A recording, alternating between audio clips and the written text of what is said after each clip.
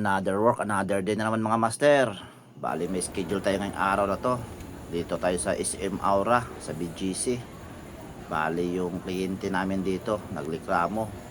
Nawalan daw ng ilaw yung ibang part ng tindahan nila.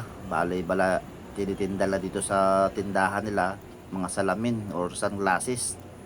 Medyo may kamahalan kasi mayroon silang mga price na abot ng 1 million or 1.5.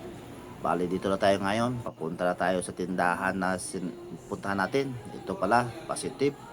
May mga part na walang ilaw. Ayan, check natin. Puntahan natin doon sa box na dito. Kasi nandito yung mga driver. 12 volts lang pala yung ilaw natin dyan. Kaya kailangan ng mga transformer. Kailangan ng relay. Ayan, positive. May nasunog na driver. At dalawa pala. Ayan. Bali, gawin na natin to. A few moments later. Ayan, nagawa na natin. Nalagyan na ng supply yung contactor at mga relay, pati mga driver ng ilaw. Bali, may dalawang driver pala na nagka-problema, kaya may mga dark spot na hindi masyadong maliwanag.